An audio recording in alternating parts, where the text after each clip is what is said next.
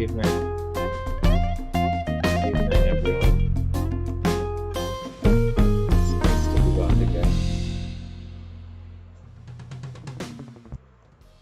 for another. Let's slow down the music here. So, yeah, it's nice to be back again for another time of Bible study. Again, as I always say, the week seems to fly so fast. It's really can't believe how fast it comes back to another Thursday. But I always happy,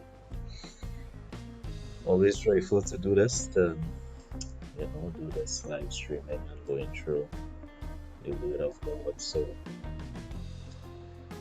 let's see. Last week, right? Before let's talk a little bit about where we are at while some more lessons come in. So where we are at right now, we have reached the book of Deuteronomy. Right? We've reached the book of Deuteronomy. And it's been a nice journey through the Old Testament so far. So basically, we're going to complete the Pentateuch. You remember that term, Pentateuch, referring to the first 5 books of the Old Testament, which were written by Moses. Right? Pentateuch, first 5 books. We basically at the end of those first 5 books there.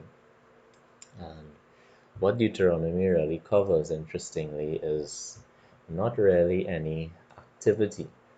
So the book of Deuteronomy isn't really recording any activity that is taken place by the people of Israel, really. It's really just touching on Moses and his conversations or his sermons with the people of Israel as they are preparing to enter into the promised land.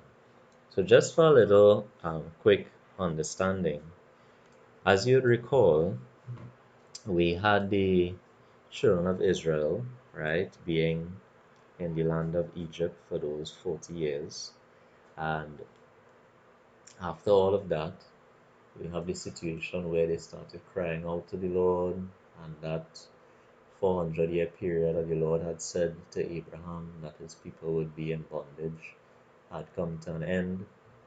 He raises up Moses, and Moses, as he is now raised up as a leader of the people, we had Moses approaching Pharaoh, right? Remember that? Moses approaching Pharaoh with basically the call to let God's people go. We had the 10 plagues of Egypt, right, which the Lord placed upon Pharaoh and his land based on his hardening of his heart. And remember, the Lord was behind that, right? Hardening of his heart, preventing the people from going free.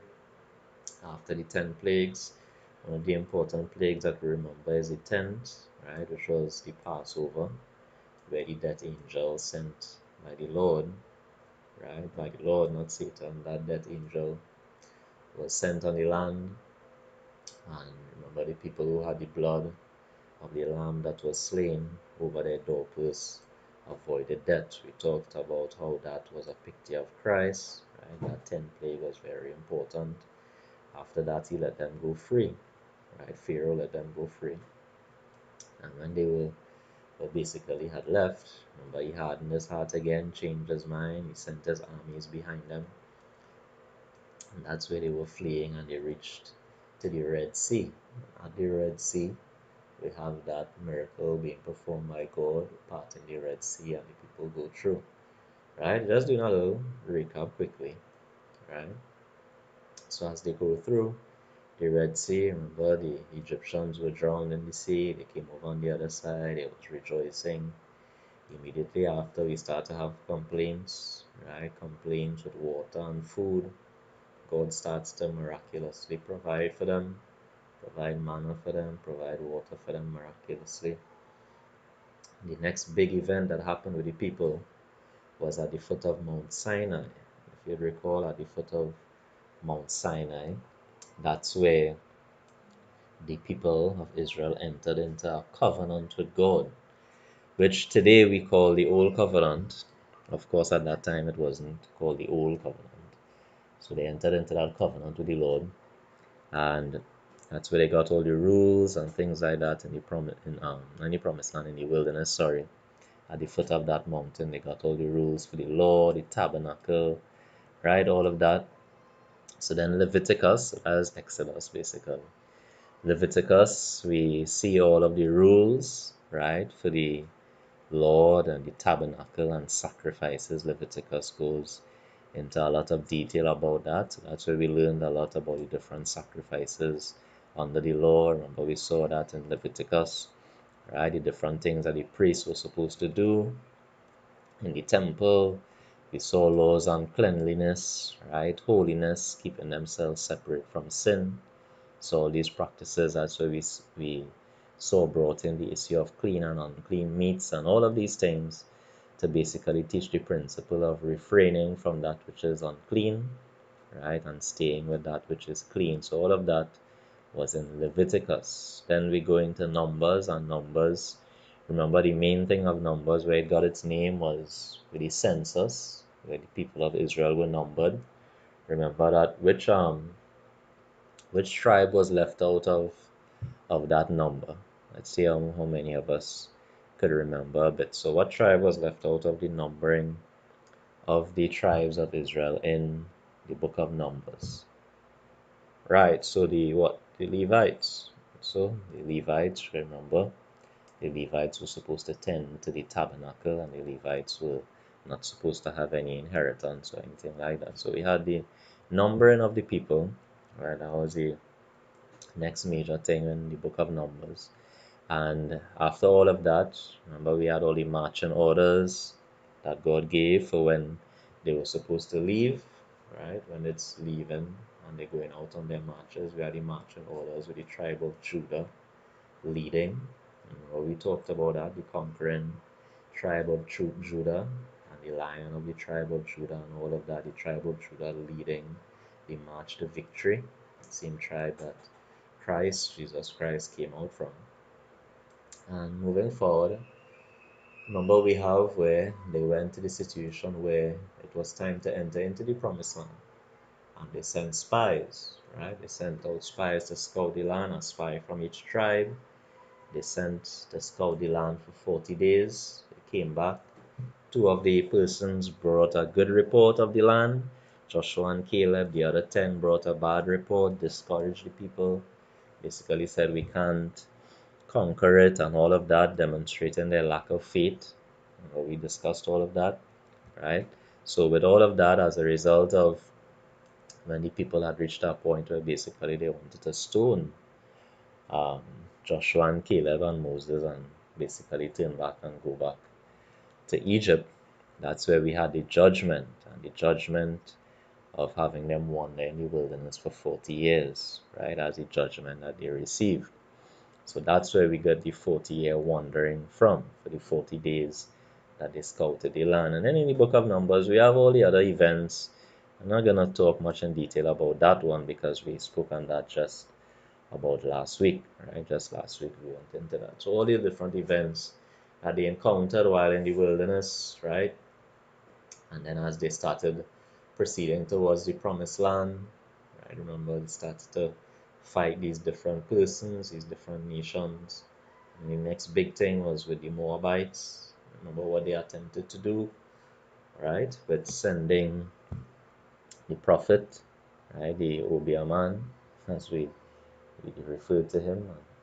He tried basically to get the people. Remember, he couldn't pronounce a curse on them, right? And then afterwards, he tried another route where he went the route of getting the men involved in fornication with the other surrounding nation of the Moabites to try to get them to basically abandon the Lord using sexual sin and all of that. So we saw that all of that we covered. So now where we have reached is the book of Deuteronomy, and basically what's going on. So all of the events really in the wilderness have come to an end. They are now on the other side of the Jordan River. Remember, we saw the map last week, right, where the Jordan River, crossing over the Jordan River, would take them into the promised land, right? So they are on the other side of the Jordan River. And basically, Moses in the book of Deuteronomy is going to have some basically farewell sermons, you can call it, where he's discussing with the children of Israel, right, and preaching to them, telling them certain things, and repeating a lot of the things from the law. So, with that quick recap, right, let's see if we can go in to the book of Deuteronomy, right? So, we have our Old Testament overview of the book of Deuteronomy. So, the English title, let's learn some things. And remember, we are sticking to our 1 hour, right? We're sticking to our 1 hour limits, keeping the live stream not going over too long, right? So, wherever we reach at 6:30, we're going to stop and take whatever comments and questions. So let's see. Now, the good thing about Deuteronomy is that given it's a recap, so remember a lot of it is Moses basically recapping, right? A big portion of it is where he just talks about some of the stuff that they went through.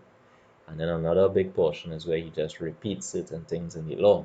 And then he ends off with some exhortations and things like that. So since that's the case, I'm hoping that we can go through this fairly quickly, right? Fairly quickly.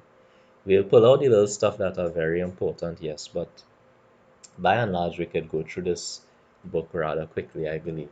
So the English title Deuteronomy comes from the Greek Septuagint. Remember, that's the Greek translation of the Old Testament Hebrew, right? The LXX, we spoke about that many times.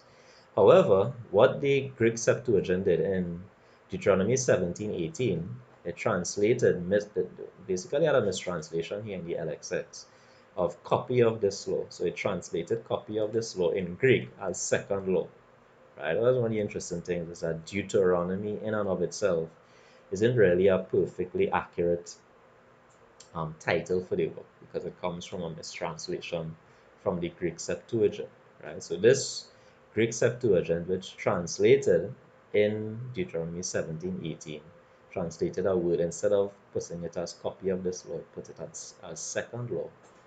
And this was rendered Deuteronomium, right? Deuteronomium in the Latin versions, in the Latin Vulgate. So you see how um, mistranslations and little errors can jump in. This is one of the reasons why it's so important to understand these issues as a student of the word, right? Remember, we are reading a translation. Always remember that. When you're reading the Bible in English, you're reading a translation. In other words, you're reading the English translation of what the original language is in the New Testament. That's predominantly Greek, in the Old Testament, predominantly Hebrew. So many times, right, and this does happen, and we have to acknowledge this. If any person doesn't acknowledge this, they just basically ignoring reality. And the reality is there are translation errors. That does happen. It does happen. And this is one of the things that happened here, right? So this translation error that the Greek Septuagint did was perpetuated, right? Even in the Latin Vulgate, took that Greek word, right, and in Latin rendered it Deuteronomium, right? So that's where Deuteronomy comes from. But in reality, that's from really a mistranslation of what the original word was. However, in the Hebrew title of the book is Devarim, right? Devarim, and that's the Hebrew translation. Remember, this is Hebrew of these are the words, right? Because those are the first Hebrew words of the book. Remember, that's how the Hebrews generally labeled a lot of the books by the first one or two words in the book would become the title of the book itself, right? Had a lot to do with the scrolls and how scrolls were made up and things like that, right? Not going into all the details of that. This is just for, some general quick knowledge. So it was authored by Moses, and this is the fifth or the last of the five books of the Old Testament, Pentateuch. Remember the Pentateuch, pent meaning five. So the five books of the law of Moses, right? Genesis, Exodus, Leviticus, Numbers, and Deuteronomy. That's the law of Moses, the five books that Moses wrote. Yes, in some places there was little addition by someone else. So, for example, in the last book, Deuteronomy, it speaks about the death of Moses, which obviously Moses didn't write. So, some little parts in the book it had like scribes, like concluding the book and things like that. But by and large, it was written by Moses, right? So it covers farewell speeches by Moses, right? Recounting of the events of the Exodus to the wandering in the wilderness. These are the things that this book of Deuteronomy covers. And it also has exhortations to the people to continue in obedience. In other words, to continue serving God, being obedient to Him, following the law. He also gives a lot of prophetic utterances about some of the things that will end up happening to the people of Israel. So that's just a quick little introduction to the book, right? We're not going to follow these sections exactly, right? But these are just some sections that I put in place. Again, these are not sections in the book itself. These are just sections that generally, and you'll find these similar sections if you look at any um, one of those Bible study kind of Bibles, a study Bible will tend to have these type of sections for the different categories, right, in the book itself. But again, these were not in the literal um, book itself. These are just categories that we put the book into to basically help section of the book into different areas which focus on different things, right? So these are some of the categories in there. So let's go into one of the first categories, which is the prologue, right? Prologue, a little introduction, right? So Moses gives a historical prologue, and by historical prologue, what I mean is that he begins, right? Prologue is like the beginning before you go into your little dissertation, before you go into a speech or something. The prologue, that's the beginning preamble, right? That you talk about before you go into the real deal. So what Moses does basically is something similar here. So before he goes into the deeper speeches, right, he gives a historical prologue. Basically, he talks about the history of what got them to where they were at right now. Right, I'm basically gonna breeze through this part because obviously, as we go through this historical prologue, it's basically just going to recount all of the things that we have covered already, right? So Moses is just going to go into a little history of from when they were in Egypt, right, to the point where they are at right now. So let's see his little historical prologue. So the Lord decreed for us to move on from the foot of the mount at Horeb and go to possess the promised land. Remember, when they were at the foot of the mountain and they got the law and all of that. So Moses is just recounting. I told you I cannot lead you by myself, and you appointed heads of tribes. I instructed you to judge fairly, and I taught you the laws. Right, Moses? We went to the wilderness of Kadesh Barnea, and you decided to send spies to scout the land. So you remember that? Right, Kadesh Barnea, and remember we saw that on the map. Kadesh Barnea is on the outskirts of the promised land. And at Kadesh Barnea, so they were really just on the outskirts ready to go in. And they said, let's send some spies, normal activity to scout the land. You rebelled against the Lord's command to enter the land. That's when we had the issue with when the men came back, the 10 gentlemen who said that we can't take it and let's go back to Egypt. Right? Though I told you that God would fight for you as he did in Egypt, you did not heed this word and did not believe in the Lord your God. And remember, this is so important that Moses points this out because the author of Hebrews points this out as well. And I've pointed this out many times as we have gone through this study. And I've indicated that the real problem, the core problem as to why the people could not enter into the promised land was because of unbelief. And that same problem, the book of Hebrews shows, it's the same reason why any person does not enter into heaven or the new kingdom or in the new heavens and the new earth. The main issue at the heart of the problem is people do not believe. They do not have faith in the Lord. They do not trust in God. They do not believe in Him or have faith. They don't believe in the gospel. So at the end of the day, the core problem is belief. And the book of Hebrews shows that, and Moses is saying that same thing here. Right? God was angered and he swore against you. And that's a frightening thing. If God swears, in other words, he promises to do something against you, then your dog's dead, as we say, right? So he swore against you that none in that generation would enter the land. After God swore, you attempted to enter and we were defeated. You wept, but God did not listen. So you all remember that? Nice little history lesson Moses is going through here.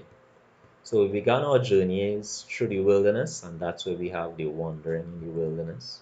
We went to Esau's territory, but God said we should not contend with them, as God has given Mount Seir to Esau as a possession.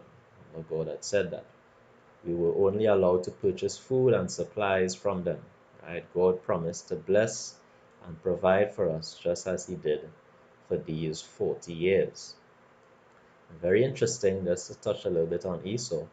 Remember, Esau is still a descendant of Abraham. And this is one of the amazing things about God and this whole promise with Abraham and this relationship God had with Abraham. Because it was so, really, really amazing that even though Esau, right, was not the one through whom the promise would come through. Remember Esau and the whole issue with Jacob and Esau selling the birthright and all of that. So it went to Jacob. But even though that's the case, the Lord still gave him possessions. God still honored, right, his relationship with Abraham and gave Esau possessions. Really, really amazing.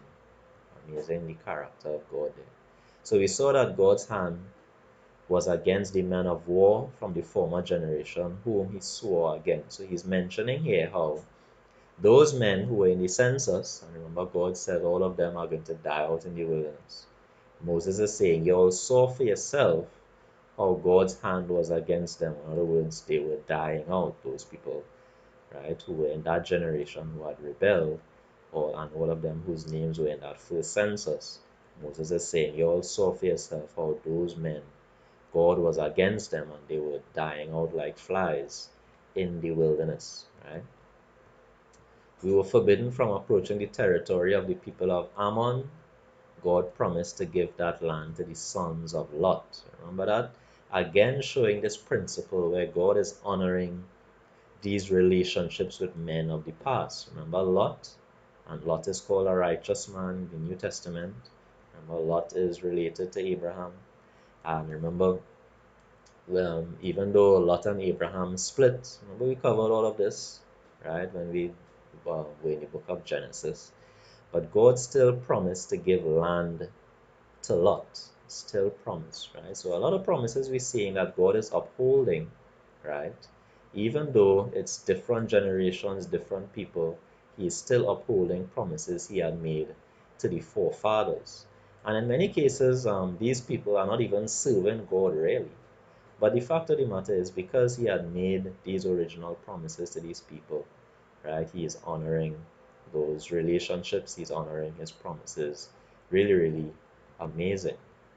This is very encouraging. One of the things I touch on a little bit with this, we see this with David, very interestingly, where based on David's relationship with God, Solomon got a lot of, we call it grace, a lot of favor, because even though Solomon was quite disobedient, right, he got a lot of grace and mercy just on the basis of the great relationship that his father David had with the Lord.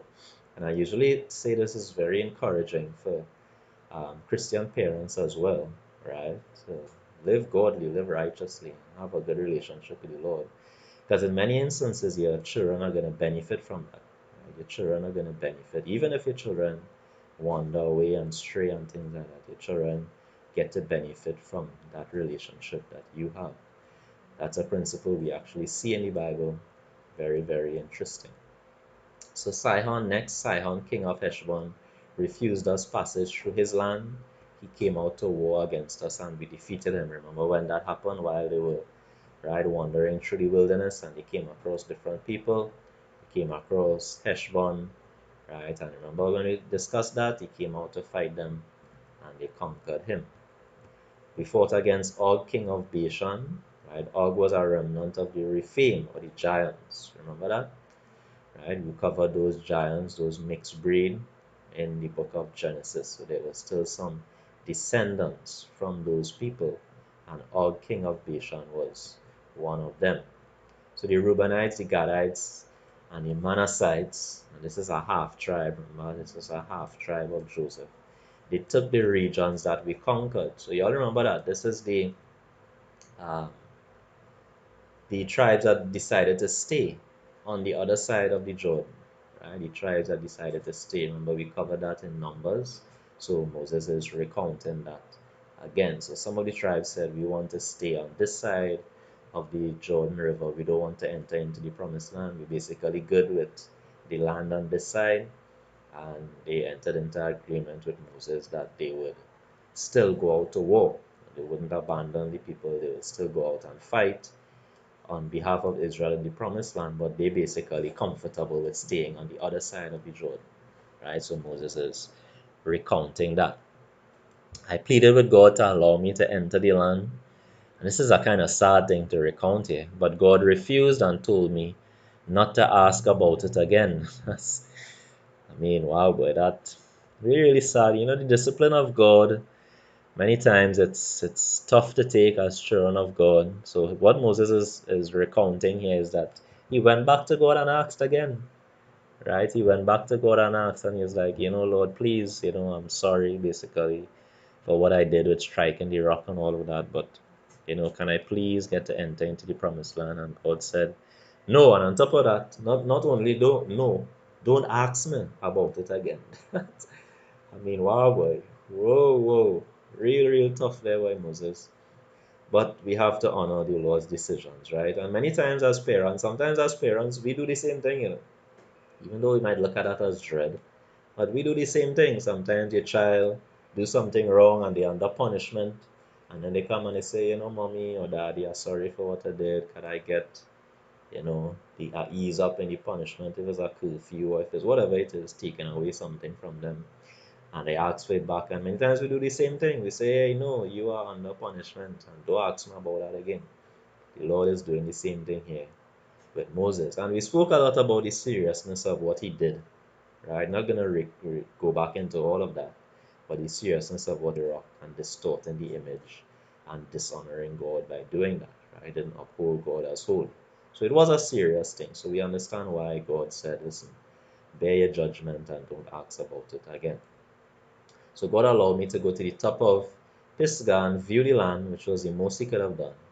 I was told to appoint and encourage Joshua, who would lead the people into the promised land. We talk about that. So now he says, now listen to the rules and statutes that I teach you. Do not add or take any word from what I am commanding you. So he's basically preparing here now. And remember I said, a lot of Deuteronomy is basically him giving speeches or sermons to the people, right? So now that he is given a little historical background of from when they were at the foot of the mountain, when they entered into the law, all the way up to where they are right now, right? Next, he's going to give some words of encouragement. He's going to talk about the law and things like that. Remember what happened at Baal Peor. God destroyed those who joined themselves to the Baal of Peor, but those who held fast to the Lord are alive today. Remember, you all remember what happened here? This was the incident with Balaam. This was the incident where Balaam encouraged the men via using the woman to entice them into fornication. And when they entice them into fornication, what they would do is say, hey, what I want you to do is to join with my God, right? And really, really, we spoke about how evil that act was, but using sexual temptation to get the people to basically abandon the Lord. That's what Balaam was attempting to do, right? And that's where we had the intervention with Phineas and all of that. Remember that? And um, right, those who joined themselves to the Baal of Peor, as the people who went ahead with that allegiance, they got killed, and as with the whole plague that happened. But those who remain faithful to the Lord are alive today, right? Recounting some things that happened. So he says now, keep the statutes and rules, and they will be your wisdom and understanding in the sight of all nations. So in other words, what he's saying here, which is very important, he's saying that, listen, if you'll be obedient to these rules, when other nations look at you, right? And one of the things that this points to here, and the same principle applies in the New Testament, about how people are supposed to represent God. So he is saying When other nations look at you and they see you obeying God's rules and laws and things like that, he is saying they will be your wisdom and understanding in the sight of all nations. So when other nations look at you, he is saying the other nations will say, wow, these people are truly wise people. These people are truly people that are for God because of the fact that they keep in these rules and things like that. So that is one of the encouragements he is giving. But also, obviously, we can make an application of that today, where that's how we are supposed to represent the Lord as well, by us keeping God's rules and laws. Now, obviously, none of us do it perfectly, we know that. But the reality is, what we are supposed to be striving to do is be obedient to God's rules and laws, so that in the same way, when other people look at us, they will see people who are walking in line with God's word, right? Beware lest you forget the things you have seen. This is very important here. Notice he says the things you have seen. Now one of the things I point out very often is a lot of people have the view that, if you were to see a miracle and if you were to see some kind of marvelous thing, that will definitely cause you to, stay true to God and hold on to God and things like that. And the reality is that's not true. Because many persons, as a matter of fact, the Israelites saw many miracles, even fast forward into the time of Jesus, where they saw a whole host of miracles that he did. That still did not help anything, really. Still abandoned God and all of that. But he is saying, lest you forget the things you have seen, talking about all of the events that they went through, all of the miracles, all of the judgments God did on people who were disobedient. So he's saying, remember that. Remember, basically, all of what God has done. Remember what happened to the people who were disobedient. Keep these things in your mind. And he's saying, teach them to your children, right? Remind them of the covenant and how God spoke to you at the foot of the mountain. Remember the covenant he declared to you and the 10 commandments which you heard. Now, a big thing to point out here is this principle, obviously, of remember and teach their children. Remember and teach their children. And these are two foundational principles, really, that are supposed to exist in the godly home. The godly home is supposed to have an environment where parents are teaching the things of God to their children, and parents are constantly reading the Bible for themselves. That's the two principles here. Teach them to your children. That's one. Remind them of the covenant and how God spoke to you at the foot of the mountain. And remember the covenant he declared to you. How are they supposed to remember that? Obviously, keeping the word of God in their minds. The way we apply this today is obviously, as parents, we have to be persons who are in the word, and we also have to be persons who are teaching our children the word. Now, I always talk about this, and the reality is many Christian homes will fail in this. A lot of Christian homes fail in this, right? And even I myself have struggles with this. Sometimes you have times in your home where you're doing well with your Bible reading and your prayer and things like that, and then you have times where you're not doing so well, right? You're not doing so well in terms of you remembering the things of God by reading it and stuff like that. But this is the foundation of the home here. Moses is teaching the people this is the way. The way is, in other words, the way we are to stay true to God and not stray and not forget is that we have to be constantly in the Word. That's how we'll remember. And we have to be constantly teaching it to our children. So a little question to the parents listening now is how well are you doing with that? Right? That's a question to think about. He says, remember you saw no form when God spoke to you. So, wow, it's a big mistake here. It's supposed to be so do not. So do not become corrupt yourself by making any image in the form of any figure. And this is a very, very important principle in the Christian faith, right? And that big principle is we do not make images to replicate the Lord. We do not make images to replicate God at all. As a matter of fact, that's God refers to that as idolatry. In other words, trying to recreate any image of God. So what Moses is saying is, remember when God spoke to you at the foot of the mountain, There was no image, there was no figure, there was no form. Matter of fact, they didn't see any image of God. The only thing they interacted with God with was hearing his voice. That was it. And that's a very fundamental principle there, because the focus the Lord wanted for them was on what he said, not on what he looks like. That's not the focus at all. Even though Moses got a little, a partial behind view of the Lord. Remember, he went to the Lord personally and asked, I want to see your glory. I want to see you for myself. I want to see your form.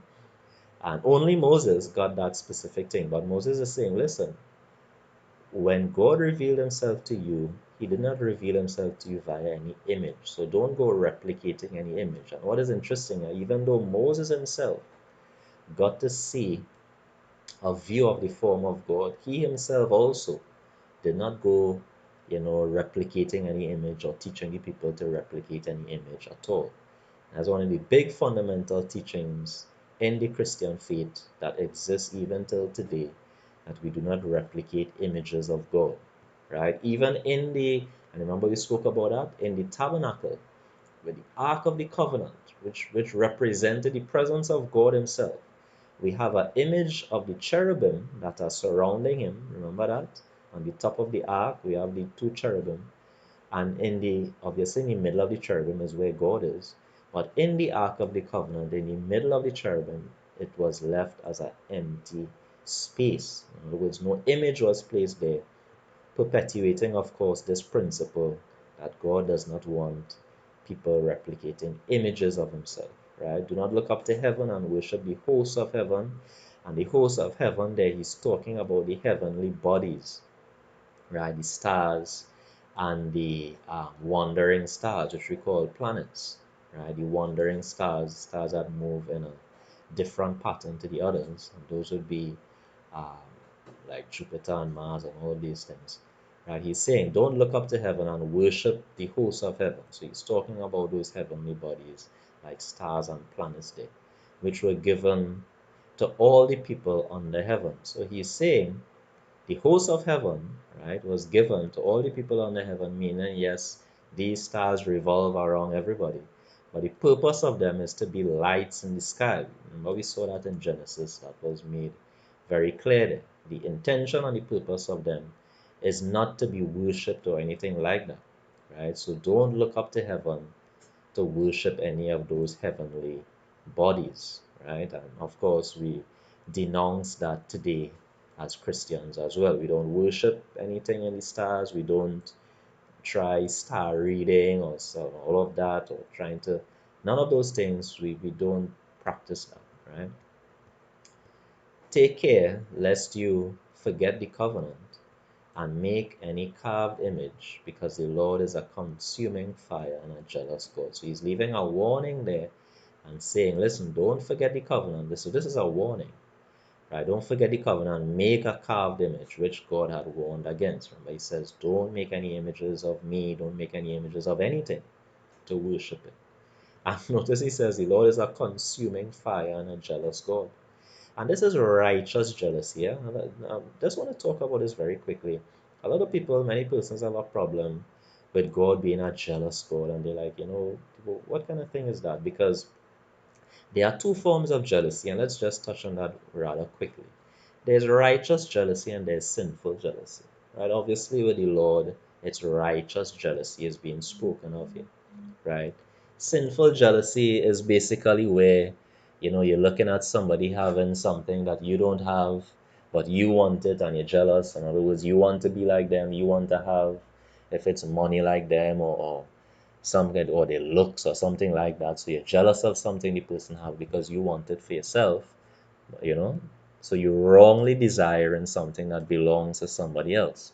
That's sinful jealousy. Righteous jealousy is where you are jealous over something that is rightfully yours, something that rightfully belongs to you. So a good example of righteous jealousy, of course, is in a marriage situation. So in other words, if a person is married to somebody else, and this is my spouse, I've entered into a covenant with them, and if someone else, right, comes and if it's seduce my spouse or something like that, and basically my spouse goes with that person, the Bible talks about that righteous jealousy that a husband and a wife has as a result of that. So, in other words, that is not a sinful jealousy because that person is taking something that rightly belongs to me. In other words, I am in covenant with that person. That person rightly belongs to me. And therefore, if I feel a particular way when someone else comes and takes away that rightful relationship I am supposed to have with my spouse, that is a righteous jealousy. That is not sinful at all. The person is taking what belongs to you. And in the same way, just to make the application now, when it says God is a jealous God, worship rightly belongs to God because He is the only God. He is the only one that created all things. He is the one that deserves to be worshipped. So when we take that worship and give it to a false God or give it to somebody else, whether we worship another human being or whether we worship demons or whether we worship some idol that we create in our own minds, God is a jealous God because rightfully you are giving your worship, which belongs to God, to another person or another being. That is righteous jealousy. That is not sinful at all. And that is the type of jealousy that God has. And that is what Moses is talking about here. Right? So let's please understand that that's not any sinful jealousy at all. And also a consuming fire, obviously talking about the judgment of God against evildoers. Next, he says, when you make children in the land and you grow old, I call heaven and earth to witness against you. This is a phrase that they used to use back then, right? Basically, I'm calling all of creation to look at what I am saying here, right? That's what that term meant. So I call heaven and earth to witness against you, that you will quickly perish from the land if you act corruptly. The Lord will scatter you among the nations, and few of you will remain. So he's giving a warning here, and he's actually saying, I am calling everybody to witness this, what I'm saying here. And he's saying, everybody hear what I'm saying. In the sight of everybody, I am warning you all, and I'm telling you all are going to quickly perish out of the land if you act corruptly. And by corruptly, he obviously means you break the covenant and you go against God and things like that. So that's a warning. And obviously, we know Israel's history. Sadly, this same warning came to pass, right? That same warning came to pass. While you are scattered, if you seek the Lord with all your heart and soul, you will find him. This is a very encouraging statement there. And this ties in to the promise made to Abraham. And I hope we don't forget that. Remember that promise that God made with Abraham, that his people are going to have the promised land, right? And I'm going to give you and your descendants this land perpetually, and I'm going to be your God, and all of that. He made that promise to Abraham. That is one of the reasons why, regardless of what the people of Israel did, and this is one of the amazing things about grace and one of the amazing things about the promises of God. It does not matter what the people of Israel do. They could disobey, they could abandon God and all of that.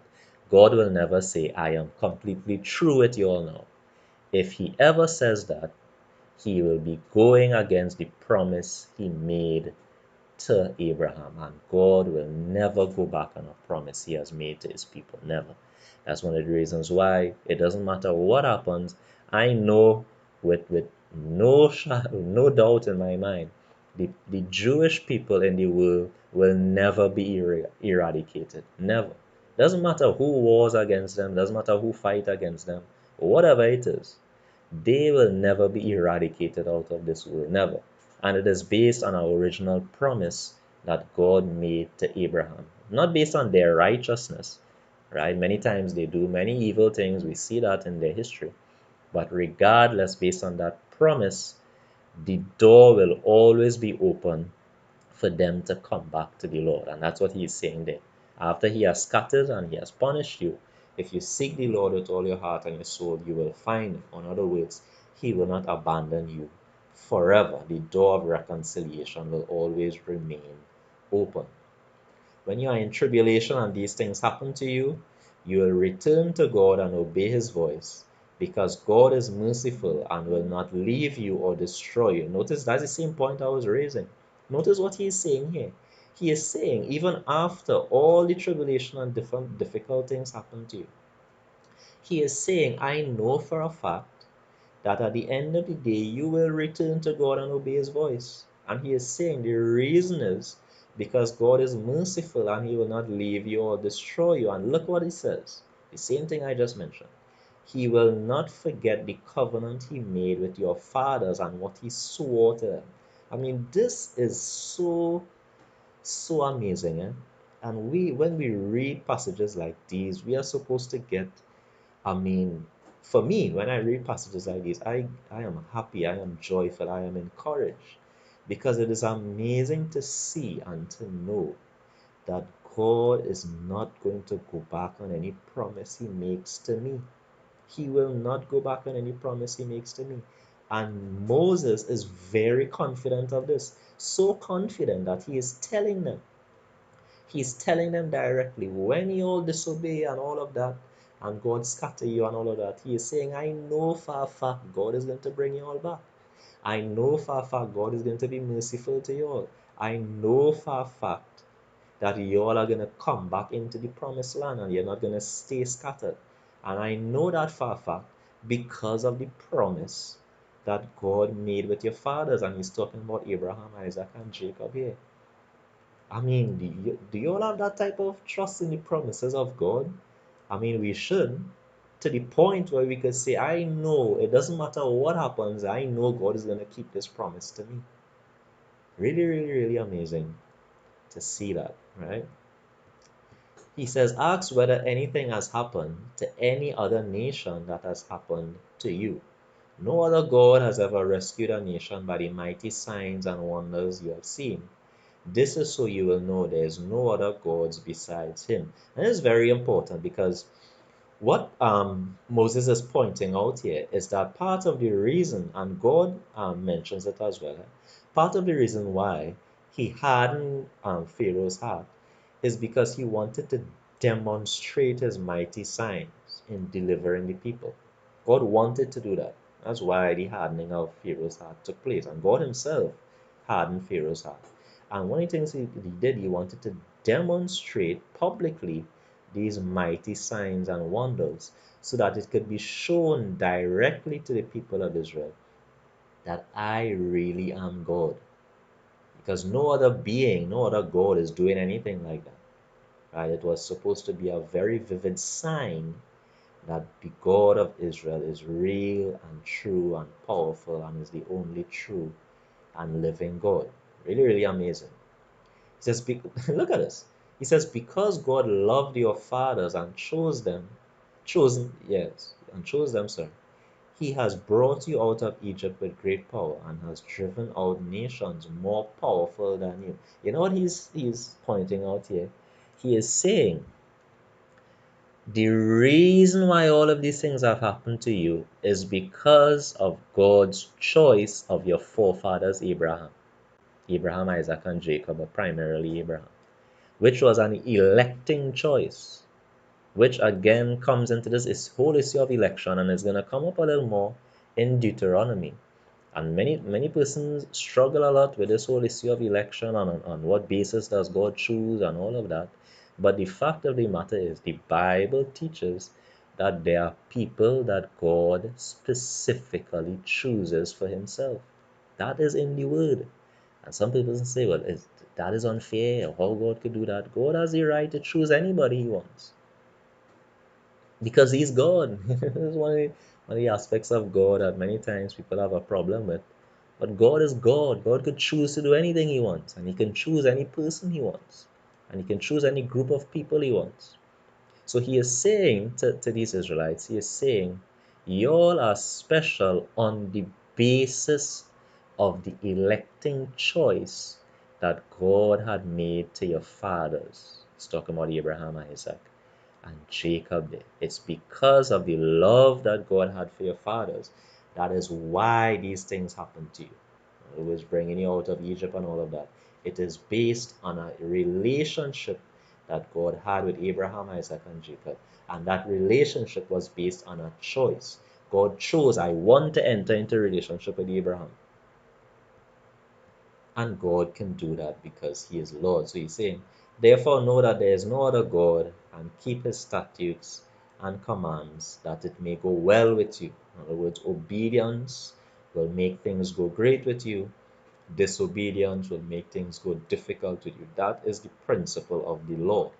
That is the principle of the law. If they were obedient to the law, remember we saw all of the blessings of the law that would happen for them if they were obedient. And remember we covered that. If they were disobedient, there would be curses that would follow. Now in the New Testament, we still have the principle of God disciplining us when we are disobedient. So in a sense, yes, there's still the principle of things would go difficult for us if we are disobedient Christians. But the good thing is we don't have to worry about being under a curse. That's only the big difference between the new covenant and the old covenant. In the old covenant, obedience, blessings, disobedience, you got actual curses. In the new covenant, we don't get any curses for being disobedient. We get discipline, yes, and chastisement, but we don't get any curses. That's one of the greatest thing that I love about the new covenant. I love being under the new covenant because I can handle those curses parts at all. So that's the historical prologue. We have not much time again. Remember, I said we want to keep this within its time limit. So let's see how much we can cover, right? So that was his first speech. His first speech, as I said, covered the history. So remember, he goes over the history of what got them to where they were at, and he gives the encouragements to be obedient. That's what he covered first. So he goes into his second speech now, and this second speech is the general covenant stipulation. In other words, he's going to talk about the overall covenant and the stipulations of the covenant. That's what he's going to talk about here now in this second speech that he's going to give. So let's see some of the things that he speaks about here. So he goes firstly into the Ten Commandments and the promise of the law, or the law promise. Let's see what he says. So this is, remember again, this is Moses. Please keep this in mind, right? When you're reading Deuteronomy, it is Moses giving a recap. It is Moses giving a speech. It is Moses giving a sermon where he is recounting, right, or saying over the things in the law. That's one of the reasons why if you would read Leviticus and Deuteronomy, you would see a lot of duplications inside of there because Moses is basically recounting or recapping the things in the law. So he says, Hear, O Israel, the statutes and the rules that I speak in your hearing today, and you shall learn them and be careful to do them. So he's going to repeat now, or basically go over the law with them. That's what he's going to do here. So he says, The Lord made a covenant with us at Horeb. Now, you see the statement here? This statement is one of the statements that I keep saying to Bible students. You need to know the statement. You need to memorize the statement. It is a very important statement. It is a very critical statement. It is going to help you in your understanding of the differences between Old Covenant, New Covenant. It's going to help you in properly categorizing the limits of the law. Listen to the statement clearly. He says, The Lord made a covenant with us at Horeb. He is talking about when they entered into the old covenant at the foot of the mountain, right? That is what he's mentioning here. He says, so that's talking about the covenant with Mount Sinai, right? The Lord made a covenant with us at Horeb. That's the area where it was. Not with our fathers, supposed to be fathers here, did he make this covenant, but with us. This is such a clear and direct statement, and I'm not sure how people miss this. He is saying directly the old covenant had a beginning point. So what we have to understand is that we cannot take all of the laws and stuff in the old covenant and push it before nor push it after. So we can't go before the law came into being, and we're talking about before Moses, right? So all of the people before Abraham, Isaac, Jacob, and the people even before them, right? with Adam and his descendants and all of that, those people were not under the old covenant. There was no old covenant at that point in time. There was no this covenant that we read, the Old Testament or this old covenant. Whilst, and this is a little bit again, I try to always give this explanation, whilst the book of Genesis is in what we would call the Old Testament or the Old Covenant, the book of Genesis covers or recounts a period of time where people were not under the law. They were not under the Old Covenant. So that was not taking place before that, and it's very important to understand. So a lot of the laws that we read, many times we just assume that Abraham, Isaac, and Jacob and all those people before were doing these things in the law. Listen, the law had a beginning point, and the beginning point was in Horeb at the foot of Mount Sinai. Now, yes, we know there are universal things like murder and all of these things, stealing, lying, which the men before knew to be wrong. And the book of Romans explains that these are laws that are just written on everybody's hearts, right? But the laws that, many of the laws that are specifically given in the Old Covenant, right? Like don't eat this meat, don't eat that meat, worship on this day, keep the Sabbath, and many of these things did not exist prior to this point. Please remember that. And it's very important to understand that distinction, because look at the people who God made the covenant with. He is saying, not with our forefathers did he make this covenant, but with us. Who is the us? The us there is talking about the people of Israel. These are the people that God entered into the old covenant with, which is why it often amazes me when you have people who are not Israelites, right? We would be in the category of Gentiles or outside of the physical or literal people of it. Yes, spiritually, we know we are called Israelites, right? We know that we're not fighting that. But the covenant was made with these people of Israel. That's who the covenant was made with, not with me. So it's amazing to me where you find many persons wanting to put themselves under the old covenant, but that is not a covenant that any of your forefathers were in. So, in other words, the people of Israel were in that covenant, not you, right? God spoke to you face to face at the mountain out of the fire. So, you remember that at the foot of the mountain. Remember, the top of the mountain was ablaze, right? That's important to remember. And God spoke his voice, and they heard his voice audibly. And the Ten Commandments were repeated, right? You said you were afraid and you asked me to go speak to God on your behalf. Remember that? And they said, whatever he says, we will do it.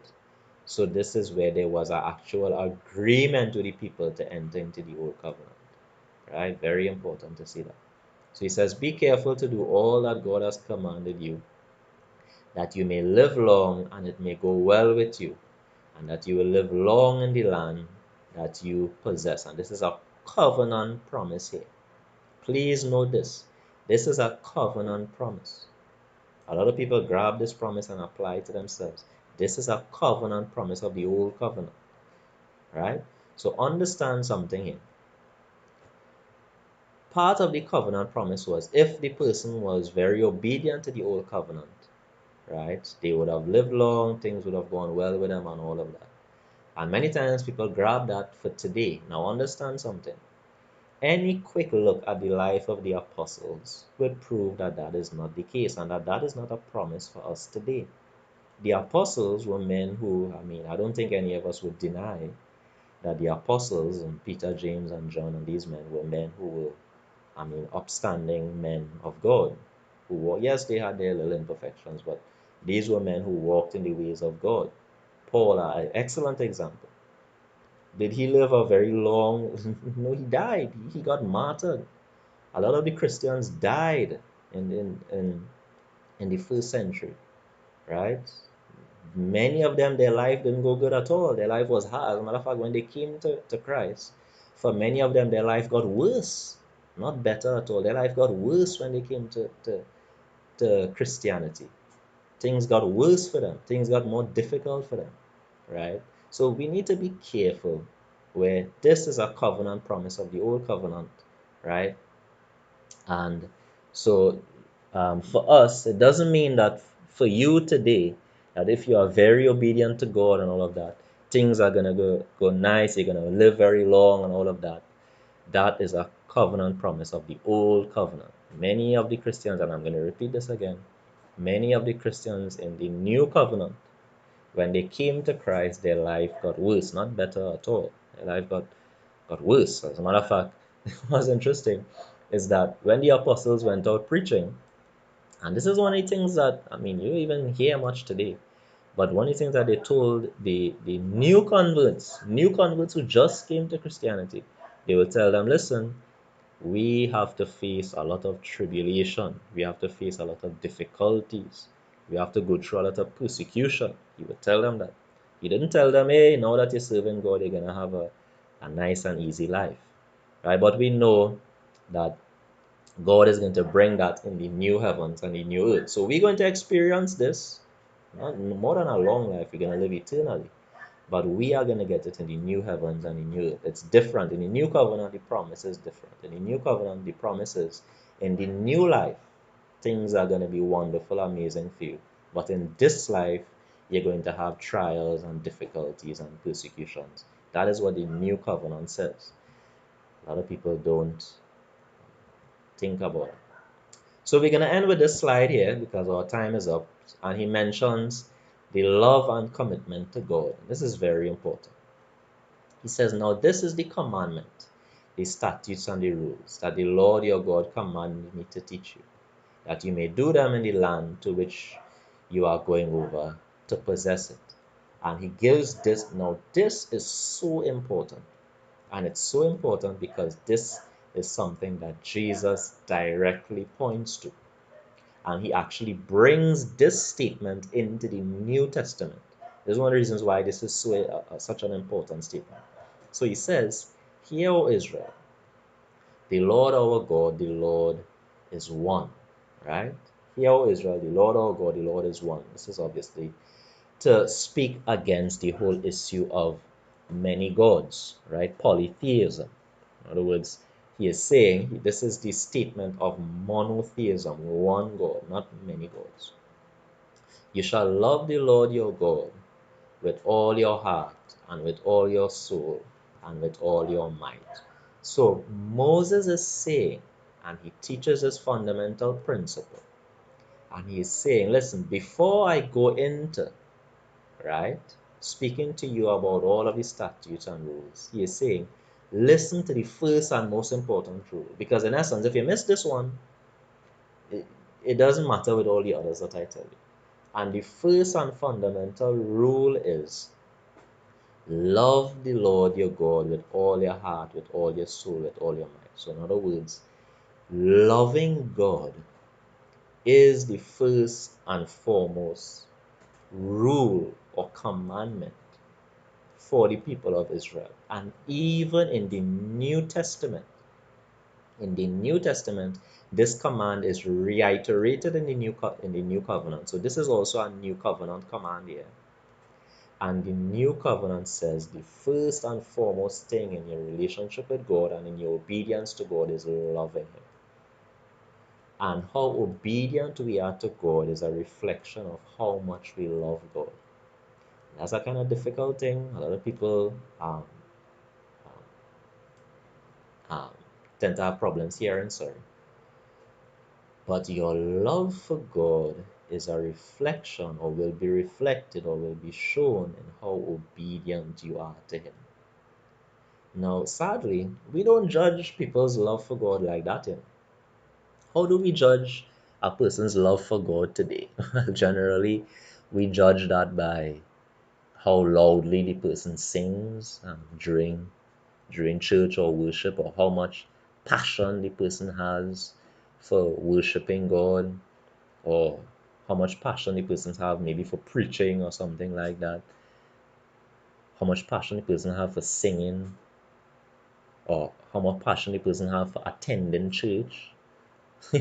We use these type of measuring sticks to judge how much a person loves God, but the reality is Your love for God is reflected in your obedience.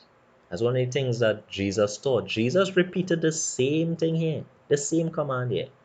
And Jesus showed this is the fulfillment of the law. This, and obviously with love your neighbor, we can see that just now.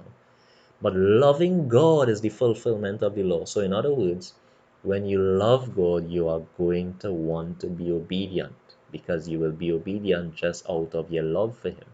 And love does no harm to another. So in other words, if you love God, you would not want to offend God, you would not want to wrong God by disobedience. So love is the primary thing. So the greatest command according to Christ is loving God. The greatest command is not some of the things that people putting as the greatest command today.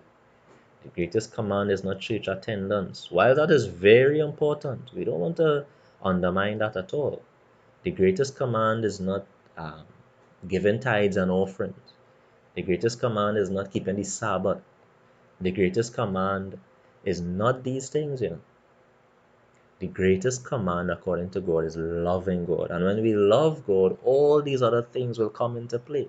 So when we love God, I will want to be obedient. When we love God, I will want to attend church and things like that. So that is why the fundamental command, and this is according to Jesus Himself, according to God, God Himself is saying that this is the most important command in the law, right? So He says, "These words I command you shall be on your heart. Teach them diligently to your children. Talk of them when you sit, when you walk, when you lie down, when you rise. Bind them on your hands. Put them as frontlets between your eyes and your doorposts." And let's conclude with this, right? Already going over time. But let's conclude with this point here. He is saying the very next thing. Now, parents, I want you to look at something here. This has so much fundamental truth that we could learn from it. This is such a fundamental thing. Listen to how Moses begins. He begins with these fundamental things. One, he begins by saying, firstly, focus on loving God. That's the first thing. Secondly, focus on teaching your children the things of God. And look at this. When he says, when you sit, when you lie down, when you rise, that is a figure of speech. That figure of speech just means all the time. That is what that figure of speech means, right? So it's not to be taken in a literal sense that every time you get up or you sit down, you're supposed to say something about God. The figure of speech means that you are supposed to be consistently and daily talking with your children about the things of God and teaching your children the things of God. Now I can say, let's ask this. How many of us are really doing this as parents, as heads of the home? We feel very horribly with this. We feel very horribly with this. And I'm not talking about anybody else. One of the things I tend to mention to people, when you hear things like this, stop thinking about the next person and all of that. Think about you and your home. Is this taking place in your home? And my concern is not whether this taking place in our next man house or our next brother in the church house. The problem with this for me, as I'm reading this, is that in my home, I'm not doing well with this. And this is one of the problems and the challenges. And this is one of the reasons why many Christian homes have the problems that they have today, because we're really not focusing on this. we, Moses says, here what I want you to first focus on before I go anywhere else. Focus on loving God and focus on teaching your children the things of God. That is what I want to begin with. We begin all over the place. We begin on all sorts of other commands in the law, and we focus on many other things. We focus on church attendance. This is one of the big things that happens in our culture today, with many parents focus on attendance. In other words, telling your children go to church. That is not what is here. Anyway, let me leave that. Yes, this is not here. Telling your children go to church is not here in this passage. While that is great, it's great to tell your children go to church and encourage them. But Moses is saying, you teach your children the things of God, not the pastor. Whilst that is also his responsibility, yes, to teach the flock the things of God, Moses is saying, You have a responsibility before the pastor, you, not the church board, you know. This is one of the amazing things. Sometimes, I mean, and yes, and we don't want to diminish the responsibilities that pastors and leaders have. But many people point fingers, and I see this happening very often, point fingers at pastors and saying, they ain't teaching about this and they ain't teaching about that. And doing are you obeying this? That is what you need to be thinking about. In your home, are you teaching diligently the things of God? And if you're not doing that, there are going to be a lot of problems as a result. Very, very important. But we're going to stop there, right? We're not going to go into this. Take care lest after you inherit the good land, that you forget the Lord. God is a jealous God. Touched on that a little bit before. But we're going to stop there for tonight, right? Let's stop there for tonight. So we touched on some really amazing things, right? We saw some great principles coming out of the book of Deuteronomy here. Really, really amazing, right? So at this point in time, this is where we give, sorry, excuse, this is where we give the opportunity for anyone to leave any comment, anything on your mind. Remember, as I said, as long as you log into um, YouTube, right? If you log into YouTube with your account, right, using your Gmail account, you'll be able to comment, right? So there's a comment section um, below this video here, and we could look at those comments, right? So at this point in time, um, I'm gonna give 1 minute, and that 1 minute would be for any questions and comments that people have, right, that want to leave. And you could disagree. Many things I love to welcome. You could disagree with anything that I've said, right? And you could give your personal opinion and things like that. So let's have that 1 minute for comments, questions. We're going to look at them right after the minute, and then we will close.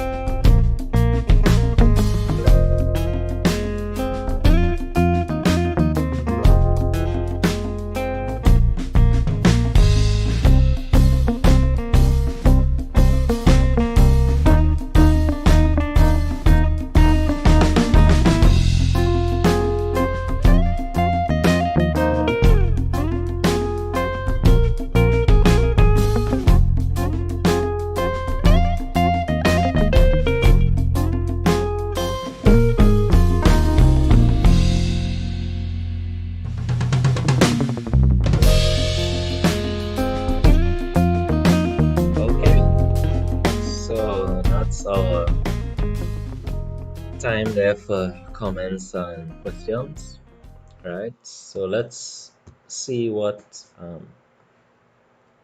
comments that we have. Let's see the comments that we have, and we're going to go through. Right, so let's begin the, let's see here. Nice. So, gonna be reading out the um, comments that we have here. I just saw a new one pop up, so I'll address that as well. Um, Firstly, from Rosalind Alexander, good evening to everyone. I appreciate that. And just to be clear, when I see these comments, right, even though I'm referring to someone by their direct name, don't take any disrespect by that, right? So sometimes it's many times the person I'm talking about might be my mom or my sister or my close friend. So referring to the direct name is just to give the identity of the person, right? Instead of me just saying mommy or sis or brother or something like that. That's the only reason for that. So let's see. We have Rosalind Alexander saying, "Good evening to everyone. Appreciate that, Rosalind." Noreen Brathwaite, evening all, grace and peace. Thanks so much for that greeting there, Noreen Brathwaite. I appreciate that. Next, Rosalind Alexander says, I think it is important to note that there were covenants between God and man prior to the covenant that he made with the Israelites via the law. And she had a follow-up comment, saying there were Adamic, Abrahamic, Davidic covenants that were made between God and these individual men, etc.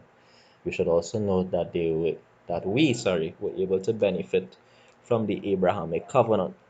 Very, very good comment there. Really, really appreciate that. And I believe this comment comes out of when I was mentioning that prior to the Old Covenant law, the law did not enter into that covenant. And I really appreciate that. I probably wasn't as specific as I should have been. So it's not that there were not covenants at all prior to that, right? So let me make that clarification there. So thanks so much for this. So it's not that there weren't covenants before. That's not what I intended. What I was pointing out is that what we specifically refer to as the Old Covenant, right? What we refer to as the Old Covenant or the law, that did not exist prior to Moses and the foot of Mount Sinai. When they entered into the law, there was not that specific what we call the Old Covenant. But there were covenants before that, so very good. There was a covenant made with mankind and Noah. That's a very big one. He made a covenant to not flood the world, right? So there were covenants before, a covenant he made with Abraham. And if you have a nice study Bible, and I really encourage people to please get a study Bible, invest in it. We spend money on so many other things. Invest in a study Bible, please, because these study Bibles give you all of these things, right? They will give you the different covenants that existed before, right? All of the covenants that existed. There was also, I see Rosalind mentioned the Davidic covenant, which is very true. But this is after, obviously, the Old Covenant here. This was during the Old Covenant, I should say, where he entered into a covenant with David as well. So there are other covenants that God entered into, right? And those, it would be very, I think, encouraging study to go and look at that, right? Look at the other covenants that were made. Very, very important. So I appreciate that. Next comment from Rosalind Alexander is, Amen, the responsibility lies with the parents. And obviously, this would be a comment related to when I was speaking about when Moses told parents that your responsibility is to train your children. Two main things: love God, train your children in the things of God. That is the focus, really. And again, I mean, I can't stress that enough. I cannot stress that enough because there are many persons in the church who look to all sorts of other persons pointing responsibilities. A very common thing for parents these days is pointing to the youth leaders, right? The youth leaders as he is responsible for making sure that all of the youths uh, you know, growing their relationship with God and things like that. The first, and whilst he has his responsibility, yes, and because we handed out certain tasks to different people to do things in the church, the the fundamental, the first, the primary responsibility for training a child in the things of God is nobody in church. It's nobody in church, not the pastor, not the youth leader, or anything like that. The first and primary responsibility for doing that is parents. Parents are responsible for that, right? Very, very important. So I appreciate that comment so much. We have our pastor here mentioning, so Poi Bajnat, right, that's our pastor. I really love and appreciate all the work that he has been doing for us, and always take opportunity to encourage your pastors there, even if you're from another church listening to this. Take time to encourage your pastors. They have a lot to go through, a lot of responsibility they deal with. So big shout out to Poi Bajnat, our pastor. Great love to him. And he says, Karen is Sunday, and that is one of the brothers in our church, another great minister. I love him a lot, Karen Smith. So he'll be this Sunday. I believe that is in reference to him teaching or bringing the sermon. Communion will be next Sunday, right? So these are some highlights here from the pastor. Communion will be next Sunday, and I will be ministering, right? So we'll have our pastor, Poi Bajnat, ministering next week, Sunday. Thanks so much for that, Poi Bajnat. Appreciate that. Next, we have Abby Alexander, and she says, if possible, can you give the scripture reference in Romans that speaks to persons living before the covenant, knowing what sin was and what was right or wrong? And she put a little asterisk here before the old covenant. Oh, no problem with that. So let me just pull that up. Now, off the top of the head, obviously, it's Romans 1. I know that immediately from my head, but I want to give the specific verses here. So in Romans 1, Paul talks about that, right? Where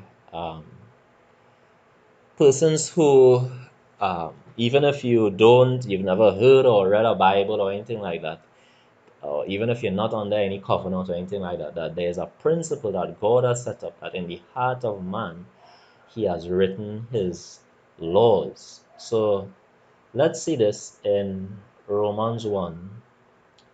He says, let's see the first thing. Um, so Romans 1:18, right? And it also goes into, let me see here.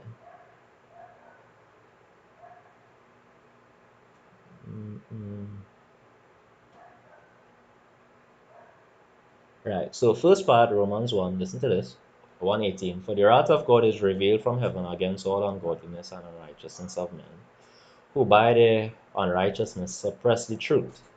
For what can be known about God is plain to them, because God has shown it to them. For his invisible attributes, namely his eternal power and divine nature, have been clearly perceived ever since the creation of the world in the things that have been made, so they are without excuse. So the first principle we're seeing there in Romans 1, he's saying that firstly, the knowledge of God, or God, knowing that a God exists and knowing that God is real, firstly, that knowledge is in creation itself. So he's saying, ever since the creation of the world, so he's talking about even from the beginning with Adam, right? Even if God had never come and spoken to Adam directly, just the creation itself would have demonstrated and pointed out that there is a creator behind all of this. In other words, in creation itself, we can know about God as the first principle there, right? So the second one, so that's there in Romans 1. The second one, I believe, is in Romans 2. Let me see that.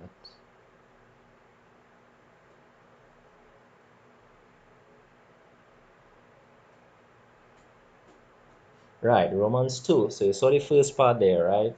Abby, the first part, Romans 1, where God is saying that it doesn't need to have any Bible, don't need to have anything, just creation itself is telling you that a creator exists, that God exists, just from the things that have been made. So that's the first principle. And it goes into Romans 2, and listen to what he says. He says, and this is Romans chapter 2, verse 14. Very important verse, and this is going to be directly now the passage that answers what you're saying. For when Gentiles, this is people who are, by Gentiles, he's talking about people who are not under the law, people who are not under the old covenant or anything like that, right? As Gentiles. When Gentiles who do not have the law, so they are not under the old covenant law, they don't have the law, they don't know anything about it. He says, by nature, do what the law requires, they are a law to themselves, even though they do not have the law. They show that the work of the law is written on their hearts, while their conscience also bears witness. Right? So, what this is saying, just to pause there in the middle of this, what he is saying and what Paul is pointing out is that in the heart of men, God has written his laws there. So, in other words, what Paul is saying to us, and which is bringing out the point that I'm talking about, is that even if a person is not under the law, they never even hear the law, they don't even know anything about the law. Within their heart itself, they know right from wrong. Within their heart itself, they know right from wrong. And Paul is explaining that the Lord himself has done that, where the Lord has ensured that on the heart of man they know right from wrong. That is written on the heart of everyone. So that is why, coming back to your question there, that is the verse that demonstrates quite clearly that it has nothing to do with whether you're under the covenant or you're not under the covenant, whether you hear the law or you haven't heard the law. The point is that that law is written in your heart itself.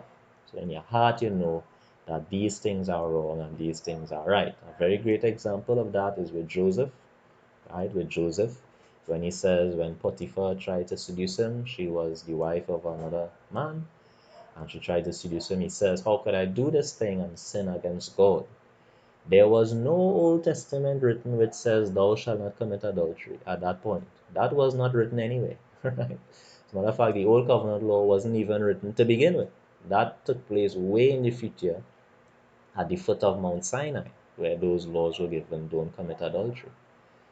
But even way before, Joseph is saying, how could I do this and sin against God? How does he know that committing adultery is sinning against God? He knows that because of the same principle that Paul is talking about, that these things are written on the hearts of human beings. We know within our own heart what is right and what is wrong. That's an excellent question. Appreciate that, and I hope that that helps. So Romans 1, right? Romans 1, remember that? Romans 1 talks about the knowledge of God. You don't need to be in the covenants to know, to have the knowledge of God. And Romans 2, you don't need to be in the covenants to know right from wrong. So great. And finally, we have from Hazel Christian. Hazel Christian says, because of the Abrahamic covenant, Christ came, and now we have the greatest covenant eternally with him. Praise the Lord, we are so grateful. And that is very right about that, Hazelan. And that is something that we should be praising God for every day. Every day we should be thanking God for that because she is so right. So on the basis of remember we talked about that way back in that Abrahamic covenant, part of that Abrahamic covenant was God says, in you all the families of the earth will be blessed. In you, in other words, one of your descendants is going to cause all of the families of the earth to be blessed. Sorry, excuse. Paul goes into great lengths to explain. I'm not gonna obviously can't quote all of the references for that, but Paul goes into great lengths to explain that that statement, in you shall all the families of the earth be blessed, is talking about Christ. Paul talks about that on several occasions, that in that Abrahamic covenant, God made this promise to Abraham that in him all the families of the earth will be blessed. In him, meaning one of his descendants, that's what in him means, one of your seed, one of your descendants. Christ is a descendant of Abraham, and in Christ, blessing comes to the whole world in the form of the new covenant. So Hizan is very right in that comment, and we appreciate that so much. We appreciate that comment. So that's our lesson for today. So we did well, right? That's the um, focus I want to have. Just about an hour of teaching and the rest of time for question, comments, and feedback and things like that. So we did well. So it's 8, so we're going to stop now. I want to give great appreciation for all who have been with us here, right, listening, and all who have been supporting us from the very beginning, from when we started from Genesis We really appreciate you all coming from the California Wesleyan Church. Remember, this is on behalf of everyone. I'm just one of the teachers, yes, but on behalf of the entire board and our entire church, we really love and appreciate everyone who joins in with us, right? So thanks so much for your attentiveness. I pray that this would have been a great blessing to you. And at the end of the day, remember, I mentioned this a little while before. The focus in when we're going through these things is not to just fill our head with knowledge and to know the Bible in our head. The focus really is we want to bring about some change in our lives, right? Mind renewal, which obviously is supposed to result in behavioral change. Now, knowledge is very important. We're not undermining that because having a lot of knowledge of the Bible is important to keep you from false doctrine and things like that. But also, it's very important that these things shape our behavior. And I believe one of the big things that came out is this issue of loving God. Right? That was a big thing that we ended off with. And I hope that it will encourage us to love God more. Right? Focus on loving God. That's why I want to end this live stream with. Focus on loving God. Don't focus on all these other different commandments and this commandment and that commandment. Jesus himself said the first commandment I want you to focus on is loving God. Focus on that first, right? And loving people. Love God, love people. Focus on those two things. We didn't get to the other one where Moses brought up loving your neighbor and things like that. But focus on loving God, focus on loving people before you look at this command and this rule and that rule in the Bible, right? Focus on those things and everything else will fall into line, you know. When you're focusing on loving people, all the commands which says don't do this and don't do that against a person, you're going to obey those things because you love the person.